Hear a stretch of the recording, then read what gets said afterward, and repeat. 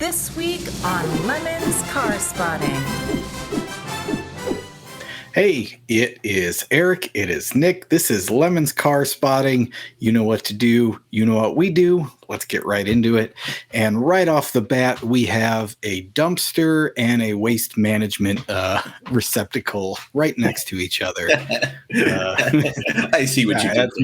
That's maybe a little harsh, but there's a Volkswagen Thing, which, next to a dumpster looks surprisingly dumpster-like. I don't even remember which exact Volkswagen air-cooled engine this has, but it is rear engine like all Volkswagens, all-terrain-ish, based on some German design from a decade that everybody in Germany, doesn't really talk about. But there it is, and people own these, and they love them.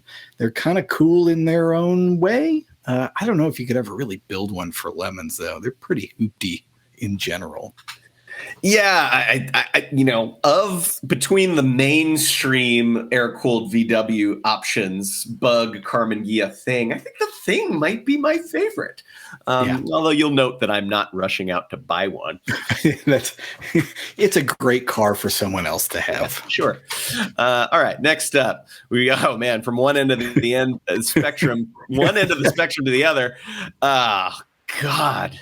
Man, and this is what an angle for this, because, most cell phones have somewhat of a fisheye that sort of distort the edges, which really pulls the already totally excessive overhang of this car out towards the corners and just makes it look absurd.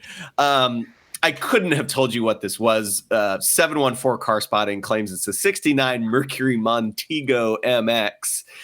We have talked many times about American cars named after nice places where their owners will never go. This is Montego Bay, Jamaica. I'd rather have a VW Thing in Montego Bay than a Montego MX personally, but that's just me. Yeah. Don't know anything about these. The 7 feet of overhang on the rear, the multiple colors. I'm sure it's got an FE big block or something. Probably sounds like a truck and drives like one. Mm-hmm. There you go. I'm into it. Oh, man. There is... I feel like this is the fate of probably half of these super obscure, low volume cars sold in the United States from Europe. The Dauphines, your Hillman Minxes, your Fiat 500s, whatever. They all end up on top of something to promote a business, it seems like. Yeah. And, this is a Dauphine somewhere, Houston, Texas, apparently, which looks seaside-ish with a salt spray, or maybe it's just a Renault and has no. Yep. Boy, I don't know what else you say about it. Horrible little thing, totally not designed for America, and yet people bought at least like 4 of them. Well, 2 things. One, spectacularly, we had one as a Lemons car that had a Taurus V6 mid-engine. It was a fully custom thing. It caught on fire. Can't say that was total shocker. And then I've got a friend, a vintage rally guy, who stuck a Volvo 4-cylinder in the back of one of these. And the car is fast. He's a fast driver. He calls it the Renault hordini. And that thing's kind of amazing. It also has truck nuts on the back. Well, I mean, if you're going to go all out. Yeah. Oh, next up. Oh, yeah. Back to the world of mini truck. And this one, of course, I can't tell what it is. Is it a Mazda? Is it a Nissan? I don't know, but it's got the double rear axle. With Radwood coming into popularity, you're starting to see some of these old mini trucks come out of the woodwork. There was a time where it was like that was your life. They literally had a magazine called Mini Truckin' Magazine. You could build a whole enthusiast following around just stuff like this. And then it became not so fashionable anymore. And so, where are they now? We've had a famous mini truck, or at least an S10 dressed up in a late 80s, early 90s style that has raced in Lemons with the big booming stereo that you could hear from the tower. That was incredible. I think the next step is to make one of these with the dual rear axle. I'm into it.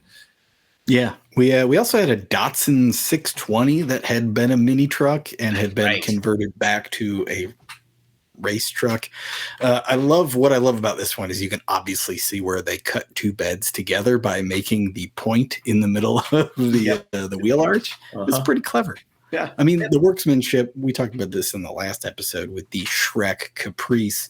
The workmanship on this is as good as anything else. It's really great. Sure.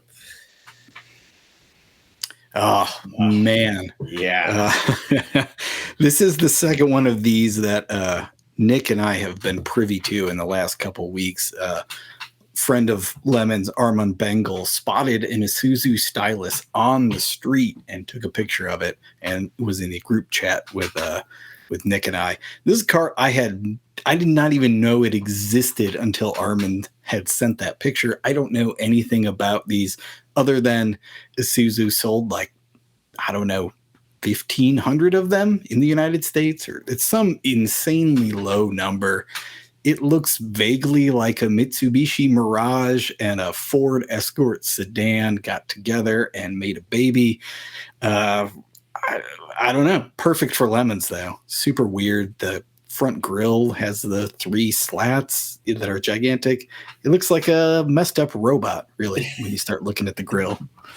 I'm always amazed that rare, like you say, cars like this that wind up in the junkyard in 2022. It almost feels like if it was going to make it to the junkyard, it was going to go in the first 5 years.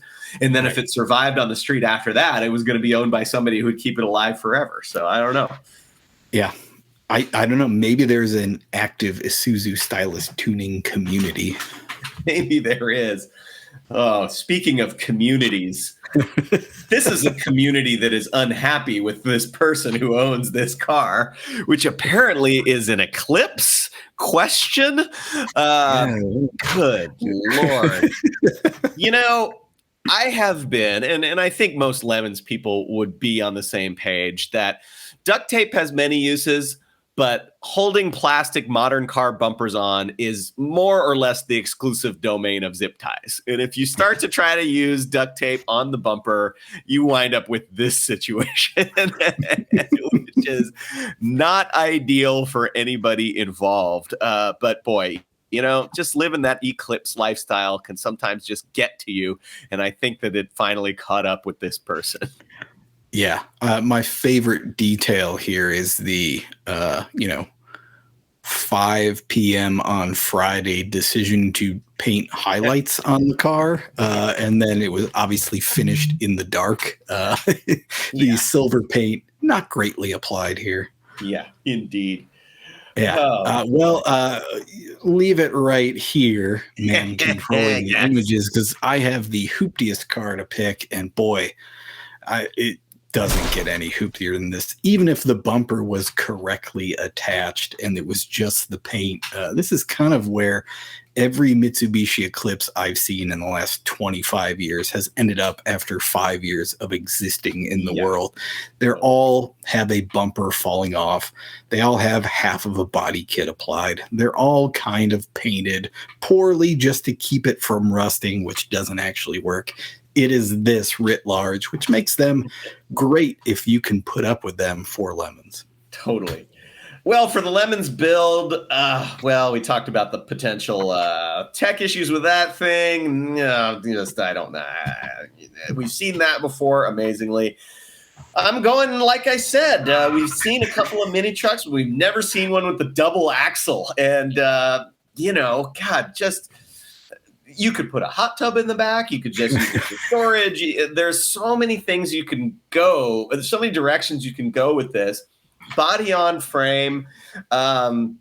It's relatively easy to screw together and to work on. The engines, I mean, famously, there's a team out of Louisiana with a Mazda truck that's had 4 different engines from 4 different manufacturers in it. I mean, these things are very they're the erector set of Lemons cars. And then just look at the style. So that's my Lemons build for the week.